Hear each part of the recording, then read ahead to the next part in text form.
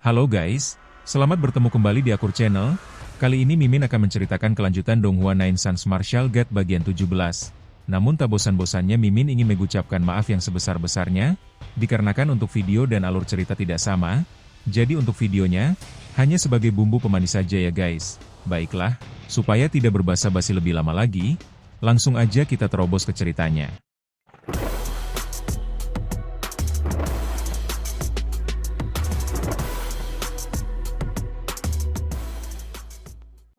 Pada episode sebelumnya, diceritakan wanita berbaju merah pergi dengan sikap dingin setelah mengancam Ye Yunfei agar rahasianya tak tersebar. Ah Niu lalu mengungkap bahwa dia adalah Long Yingying, murid nomor 1 sekte Tianyuan yang dibimbing langsung pemimpin sekte dan ditakuti semua murid. Ye Yunfei memahami kekuatannya, lalu membantu Ah Niu dengan pil langka.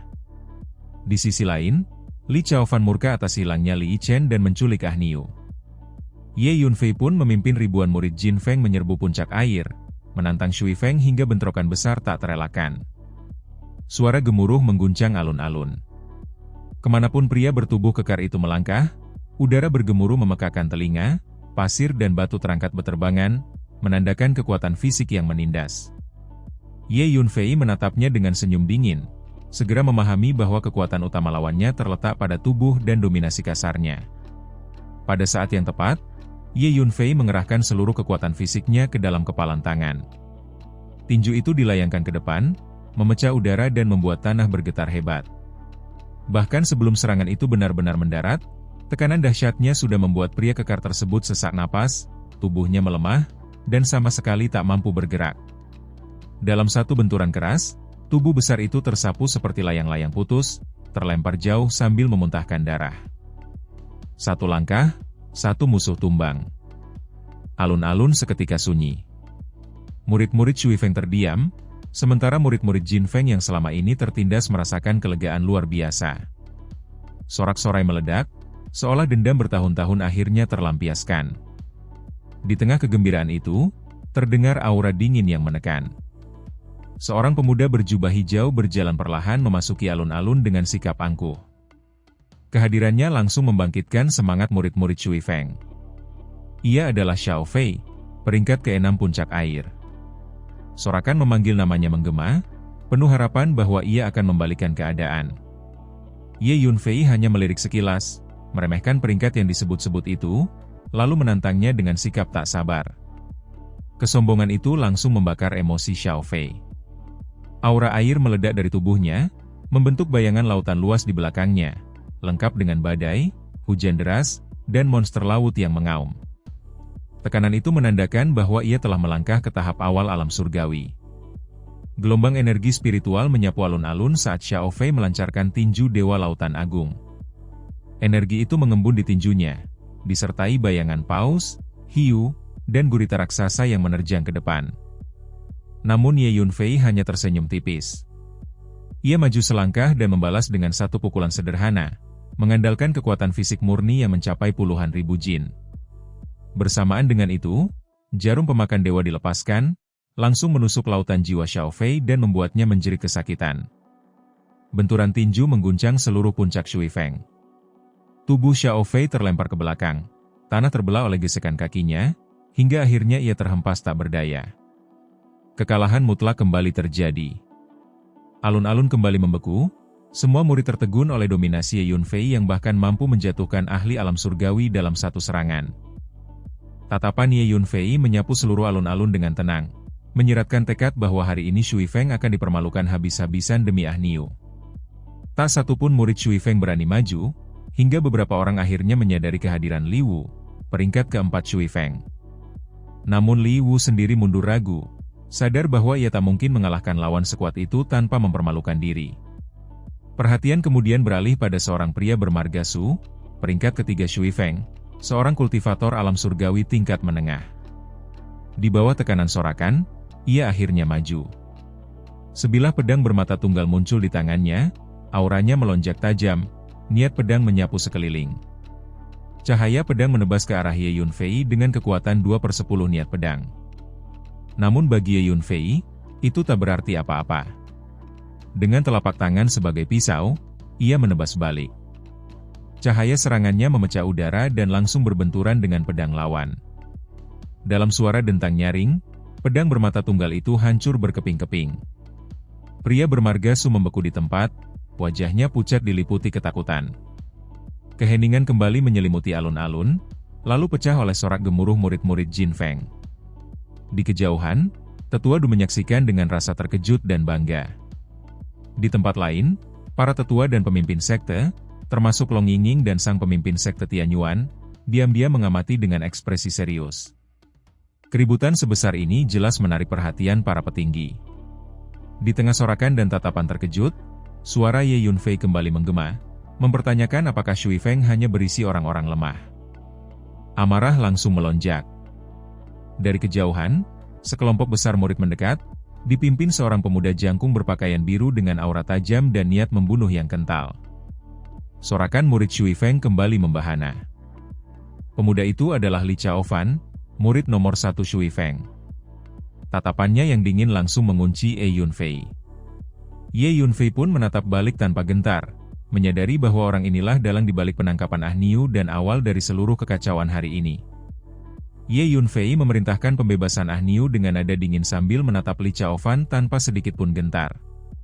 Di matanya, gelar murid nomor 1 Shui Feng sama sekali tidak memiliki arti. Dengan pengalaman kultivasi 1000 tahun, Ye Yunfei tidak mungkin menganggap serius murid dari sekte tingkat menengah seperti Tianyuan. Li Chaofan membalas dengan ejekan dan kemarahan. Baginya, perintah Ye Yunfei hanyalah lelucon. Tatapannya menajam saat menuntut penjelasan tentang keberadaan Li Yichen dan apa yang telah dilakukan Ye Yunfei padanya. Tanpa ragu, Ye Yunfei mengakui bahwa Li Yichen telah dibunuh, karena siapa yang membunuh pasti akan dibunuh sebagai balasan. Ia bahkan tidak berniat menyembunyikan kenyataan bahwa jasad Li Yichen dan para murid Shui Feng lainnya telah dibuang ke sarang serigala. Pengakuan itu membuat amarah Li Chaofan meledak. Ia mengancam bahwa bukan hanya Ye Yunfei yang akan mati, tetapi seluruh keluarganya hingga 9 generasi akan ikut dimusnahkan. Namun Ye Yunfei tidak tertarik mendengarkan ancaman kosong. Baginya hanya satu hal yang penting, yaitu keberadaan Ah Niu dan pembebasannya segera. Dengan gerakan tangan Li Chaofan, dua murid Shui Feng menyeret Ah Niu keluar. Tubuh Ah Niu penuh luka cambukan, dagingnya robek, darah mengering di sekujur tubuh, dan napasnya nyaris putus. Kesadarannya pun hampir hilang. Pemandangan itu memicu amarah para murid Jin Feng di belakang Ye Yunfei, yang merasa penghinaan Shui Feng sudah melampaui batas. Li Chaofan berniat mengubur Ye Yunfei bersama Ah Niu dan Li Yichen. Namun sebelum niat itu terwujud, Ye Yunfei bergerak. Dengan jurus langkah angin, tubuhnya melesat seperti bayangan menuju Ah Niu. Li Chaofan segera mencoba menghentikannya, tetapi sebuah belati hitam tiba-tiba muncul, memancarkan aura mengerikan dan mengarah langsung ke tenggorokannya. Pedang void itu memaksa Li Chaofan menangkis, memberi Ye Yunfei celah untuk melewatinya. Saat anak buah Li Chaofan menyerbu, pedang Ye Yunfei bergetar dan memancarkan cahaya tajam. Dalam sekejap, lebih dari selusin murid Shui Feng roboh, dan tian mereka hancur, menandai akhir jalan kultivasi mereka. Ye Yunfei kemudian menopang Ah Niu, memberinya pil penyembuhan tingkat 4, dan menyerahkannya kepada murid Jin Feng. Kondisi Ah Niu perlahan membaik. Setelah itu, Ye Yunfei berbalik menghadapi Li Chaofan dengan niat membunuh yang tenang. Li Chaofan meraung dan mengangkat pedangnya, menyadari bahwa kekuatan Ye Yunfei jauh melampaui perkiraannya. Pertempuran besar hampir meledak ketika suara keras bak guntur menghentikan segalanya. Dua tetua muncul di alun-alun, Luo Fengyang, Master Puncak Shui Feng, dan Su Deqing, pemimpin puncak bumi. Luo Fengyang langsung menuduh Ye Yunfei melakukan kekerasan dan memerintahkan penangkapannya. Murid-murid Shui Feng mengepung, tetapi terhenti oleh tatapan tajam Ye Yunfei. Di balik ketenangan wajahnya, Ye Yunfei diam-diam berkomunikasi dengan Hu Miao dan memastikan bahwa bantuan siap jika para tetua bertindak. Namun saat tekanan spiritual Luo Fengyang dilepaskan, kekuatan yang seperti banjir besar langsung menekan Ye Yunfei. Wajahnya memerah, tubuhnya terasa berat, dan untuk sesaat, ia terpaksa berhenti bergerak di bawah tekanan dahsyat itu. Ye Yunfei mengejek Luo Fengyang dengan nada sarkastik, menyiratkan betapa mengesankannya tindakan sang tetua. Pada saat itu juga, Tetua Du tiba dari kejauhan seperti burung raksasa yang menukik turun. Dengan beberapa lompatan ringan, ia berdiri di depan Ye Yunfei dan melepaskan tekanan spiritualnya untuk menahan tekanan Luo Fengyang. Seketika, tubuh Ye Yunfei terasa ringan, seolah beban besar telah terangkat. Luo Fengyang langsung meluapkan amarahnya, menuduh Ye Yunfei melukai orang di depan umum dan melumpuhkan lebih dari selusin murid Shui Feng dengan cara kejam, serta mempertanyakan niat Tetua Du yang tampak jelas melindunginya. Ye Yunfei maju selangkah, menunjuk Ah Niu yang berlumuran darah, lalu dengan lantang mempertanyakan bagaimana mungkin murid-murid Shui Feng mendirikan ruang penyiksaan pribadi dan menyiksa sesama murid. Luo Fengyang mendengus dingin dan menyatakan bahwa semua itu memiliki alasan. Li Chen adalah murid Shui Feng yang mati secara mendadak dan kasusnya harus diselidiki. Ah Niu dianggap berkaitan erat dengan kematian itu, sehingga penangkapan dan penyelidikan dianggap sah. Sebagai guru puncak Shui Feng, sikap Luo Fengyang jelas berpihak pada murid-muridnya. Ye Yunfei justru mencibir, menyebut alasan itu sebagai cerita yang sempurna. Jika Ah Niu benar-benar terlibat, seharusnya aula hukuman sekte yang turun tangan, bukan murid Shui Feng yang bertindak sewenang-wenang dengan penyiksaan. Sindirannya menyinggung martabat aula hukuman sekte Tianyuan. Keberanian Ye Yunfei membantah di depan umum membuat Luo Fengyang murka. Ia memaksa Ye Yunfei mengakui apakah dirinya yang membunuh Li Chen. Dengan senyum dingin, Ye Yunfei mengangguk dan mengakui telah membunuh Li Chen beserta belasan anak buahnya. Pengakuan itu membuat Luo Fengyang semakin berang. Ia menegaskan bahwa Ye Yunfei baru beberapa hari di sekte namun sudah membantai banyak murid Shui Feng, menyebutnya kejam dan haus darah, serta kembali menekan Tetua Du agar tidak melindunginya. Tetua Du terdiam, karena fakta pembunuhan itu memang tidak terbantahkan. Ye Yunfei lalu mengajukan pertanyaan sederhana namun tajam, tentang apa yang akan dilakukan seseorang jika ada yang berniat membunuhnya. Ia kemudian mengungkap kebenaran bahwa Li Chen telah bersekongkol dengan Diakon Liu dari Balai Misi, memberinya tugas berbahaya untuk pergi ke tebing perangkap iblis. Di sana, Li Chen dan belasan murid lain membentuk formasi air ilahi lima naga dengan tujuan membunuh Ye Yunfei dan Ah Niu. Dalam kondisi seperti itu, Ye Yunfei menegaskan bahwa membunuh adalah satu-satunya pilihan untuk bertahan hidup. Pengakuan ini mengejutkan Tetua Du. Ia murka ketika mengetahui Balai Misi berani memberikan tugas ke tebing perangkap iblis, tempat yang sejak lama dilarang bagi semua murid. Ye Yunfei kemudian menyerahkan slip giok misi sebagai bukti. Setelah merasakannya, Tetua Du langsung memanggil Diakon Liu dengan raungan marah. Keributan di Shui Feng telah menarik perhatian banyak orang. Diakon Liu, yang terjebak di tengah kerumunan, pucat pasi. Ia tahu segalanya telah di luar kendali. Awalnya, ia mengira Ye Yunfei hanyalah murid baru tanpa latar belakang, sehingga menerima suap dari Li Chen dan melanggar aturan sekte. Kini, penyesalan memenuhi hatinya, tetapi ia tidak punya jalan keluar. Di bawah tekanan, Diakon Liu mendekati Tetua Du. Amarah Tetua Du meledak, menuduhnya menipu murid baru dan melanggar larangan sekte. Slip giok itu dihantamkan ke dahi Diakon Liu hingga darah mengalir. Diakon Liu berlutut memohon ampun, namun Tetua Du menendangnya tanpa belas kasihan. Dalam kepanikan, Diakon Liu mencoba meminta perlindungan Luo Fengyang, tetapi justru ditendang kembali. Bagi Luo Fengyang, Diakon Liu adalah sumber aib Shui Feng yang ingin segera ia singkirkan. Ye Yunfei kemudian menatap Luo Fengyang dan menuntut penjelasan, menegaskan bahwa sebagai pemimpin puncak air, Luo Fengyang tidak bisa lepas dari tanggung jawab atas konspirasi muridnya. Alun-alun pun sunyi. Semua orang tercengang melihat seorang murid berani menegur tetua sekte secara terbuka. Luo Fengyang tertawa penuh amarah. Ia merasa wibawanya diinjak-injak dan niat membunuhnya memuncak. Gelombang energi spiritual yang dahsyat meledak dari tubuhnya dan menghantam Ye Yunfei. Tetua Du segera melangkah maju, melepaskan tekanan spiritualnya untuk menahan serangan itu. Bentrokan dua tetua mengguncang alun-alun. Tiba-tiba, sebuah suara menghentikan semuanya. Pemimpin sekte Tianyuan muncul melangkah di udara, disusul oleh seorang tetua tertutup berambut putih dan seorang wanita berbaju merah, Long Yinging. Kehadiran mereka langsung menenangkan situasi. Pemimpin sekte memutuskan bahwa kejadian hari itu cukup sampai di sana. Diakon Liu langsung dicopot dari jabatannya, ditahan oleh aula hukuman, dan menunggu penghakiman. Permohonan Diakon Liu diabaikan. Ketika Luo Fengyang hendak berbicara, tetua tertutup menghentikannya, menyatakan bahwa semuanya sudah jelas dan Ye Yunfei bertindak karena terpaksa. Dengan wibawa tertinggi, tetua tertutup mengakhiri perselisihan dan mengumumkan bahwa kompetisi panjat tangga akan dimulai 2 hari lagi, terbuka bagi semua murid, dengan hadiah besar dan kesempatan menjadi murid inti. Pengumuman itu langsung membakar semangat semua murid. Kerumunan pun mulai bubar. Pemimpin sekte dan tetua tertutup pergi. Namun sebelum itu, mereka sempat melirik Ye Yunfei. Long Yingying sendiri menyampaikan tantangan diam-diam, menyatakan tekadnya untuk mengalahkan Ye Yunfei dalam kompetisi mendatang. Ye Yunfei hanya tersenyum tipis, memahami naluri bertarung klan perang. Luo Fengyang pergi dengan tatapan penuh kebencian, sementara Li Chaofan menatap Ye Yunfei sambil menggerakkan tangannya di leher sebagai ancaman. Ye Yunfei membalasnya dengan senyum meremehkan. Akhirnya, tetua Du memanggil Ye Yunfei untuk kembali ke Jinfeng, lalu memimpin para murid pergi dalam barisan besar, meninggalkan alun-alun yang kini tenang namun dipenuhi gema nama Ye Yunfei.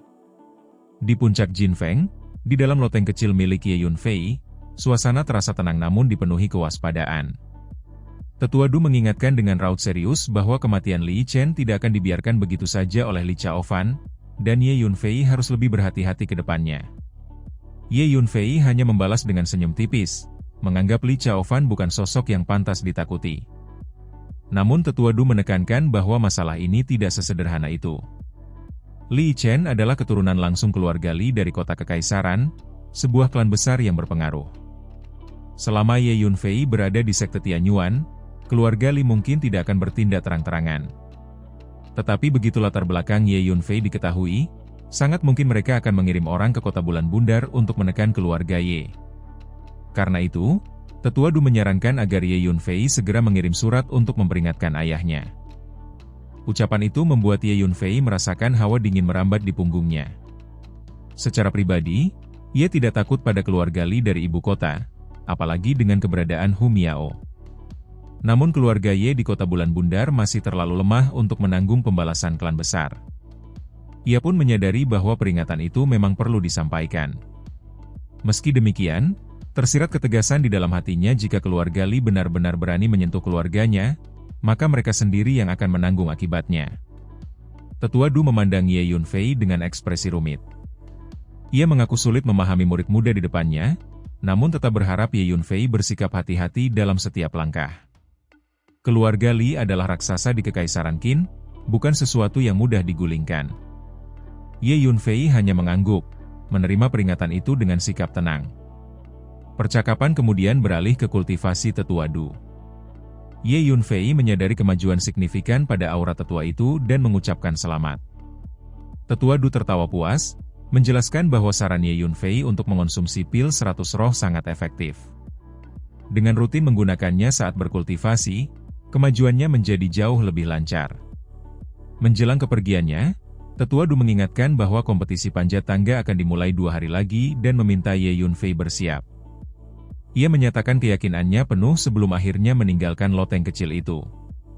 Di salah satu kamar loteng, Ah Niu terbaring di atas tempat tidur, tubuhnya masih dibalut perban putih. Ye Yunfei memintanya untuk beristirahat dan memulihkan diri di sana selama beberapa hari ke depan. Loteng itu sendiri memiliki 2 lantai dan 5 kamar, namun Ye Yunfei hanya menempati 1 ruangan. Ah Niu mengungkapkan rasa terima kasihnya dengan tulus. Baginya, momen ketika Ye Yunfei memimpin lebih dari 1000 murid Jinfeng menyerbu puncak air demi menyelamatkannya adalah pemandangan yang tak akan pernah ia lupakan. Setiap kali mengingatnya, darahnya terasa kembali mendidih. Kini, berkat pil penyembuhan tingkat 4, kondisinya telah jauh membaik. Ye Yunfei menenangkannya, menyatakan bahwa Ah Niu tidak perlu berterima kasih. Ia justru merasa luka-luka itu terjadi karena dirinya. Dengan nada tegas namun hangat, Ye Yunfei memastikan bahwa selama ia ada, tidak akan ada seorang pun yang berani menyentuh Ah Niu. Setelah itu, Ye Yunfei kembali ke kamarnya, duduk bersila, dan mulai memulihkan diri serta berkultivasi. Sementara itu, di puncak air, amarah Li Chaofan meledak tanpa kendali. Raungannya mengguncang sebuah bangunan mewah, sementara perabotan di aula lantai pertama hancur berantakan akibat pelampiasan emosinya. Para pengikutnya berdiri gemetar di samping, tak seorang pun berani bersuara. Setelah meluapkan amarah, Li Chaofan akhirnya menenangkan diri. Ia memerintahkan agar informasi tentang Ye Yunfei segera dikirim ke ibu kota untuk menyelidiki latar belakangnya, lalu menghancurkan seluruh keluarganya tanpa sisa. Dalam hatinya, ia bersumpah akan membuat Ye Yunfei menyesali perbuatannya. Para pengikut menerima perintah itu dengan patuh sebelum diusir keluar, meninggalkan Li Chaofan sendirian dalam keheningan yang penuh dendam. Waktu berlalu dengan cepat. Tanpa terasa, 2 hari telah lewat. Pagi hari kompetisi panjat tangga pun tiba. Sebuah lonceng panjang dan dalam berdentang dari markas sekte Tianyuan, menandai dimulainya acara besar itu. Bunyi lonceng menjadi panggilan bagi seluruh murid di 5 puncak utama untuk segera berkumpul. Di tengah markas sekte Tianyuan terdapat sebuah alun-alun luas, dikelilingi oleh 5 puncak utama. Tempat inilah yang digunakan untuk acara-acara besar, dan hari ini akan menjadi panggung kompetisi panjat tangga. Para murid dari semua puncak berbondong-bondong menuju alun-alun dengan semangat membara. Banyak di antara mereka membawa ambisi besar, berharap menunjukkan kemampuan terbaik dan mengubah nasib mereka. Pasalnya, tetua tertutup telah menyatakan bahwa murid biasa yang tampil luar biasa dapat langsung dipromosikan menjadi murid inti, menerima pelatihan khusus, serta hadiah besar dari sekte. Karena itulah, kompetisi ini menyita perhatian seluruh sekte. Di puncak Jinfeng, di dalam loteng Ye Yunfei, ia menanyakan kondisi Ah Niu. Ah Niu menjawab dengan penuh semangat bahwa lukanya sudah hampir pulih dan dalam 2 hari terakhir ia bahkan menembus tingkat ke-8 penyempurnaan tubuh. Tubuhnya terasa lebih kuat dari sebelumnya. Ye Yunfei mengangguk puas. Dalam 2 hari itu, Ah Niu telah menelan beberapa pil penyembuhan tingkat 4, yang tidak hanya menyembuhkan luka-lukanya tetapi juga memperkuat tubuh dan melancarkan kultivasinya hingga mencapai terobosan. Ye Yunfei kemudian mengeluarkan sebuah pil berwarna putih pucat, memperkenalkannya sebagai pil pembersih sumsum yang mampu meningkatkan bakat bela diri. Ia meminta Ah Niu meminumnya segera dan memberikan dorongan agar Ah Niu mengerahkan seluruh kemampuannya dalam kompetisi hari itu, karena ada peluang besar untuk menjadi murid inti. Ah Niu terkejut. Ia menyadari betapa berharganya pil yang mampu meningkatkan bakat bela diri, sesuatu yang nyaris mustahil didapatkan bahkan dengan kekayaan besar. Ia sempat menolak, namun Ye Yunfei mendesaknya tanpa ragu. Akhirnya, dengan rasa terima kasih mendalam, Ah Niu menelan pil tersebut. Seketika, energi dingin meledak di dalam tubuhnya dan menyebar ke seluruh bagian dirinya. Ia merasakan perubahan drastis tulang, tendon, darah, bahkan sel-selnya seolah dimurnikan. Pikiran dan kemauannya pun terasa semakin jernih dan kuat. Bakat bela dirinya meningkat secara nyata. Ah Niu dipenuhi rasa takjub dan kegembiraan, menyadari betapa luar biasanya pil tersebut. Ye Yunfei hanya tersenyum tipis dan mengajaknya berangkat menuju kompetisi. Baginya, hasil itu wajar saja. Ramuan yang dimurnikan oleh seorang ahli alkimia sejati tentu tidak mungkin mengecewakan. Dan, adegan ini pun mengakhiri pertemuan kita kali ini. Terima kasih kepada semua yang telah menyimak dari awal sampai akhir video ini. Dan juga Mimin ingin mengucapkan terima kasih yang sebesar-besarnya kepada semua yang sudah subscribe Akur Channel. Semoga semuanya dimudahkan rezekinya, dan dilancarkan segala urusannya, juga disehatkan selalu setiap saat, dan terhindar dari segala penyakit. Amin.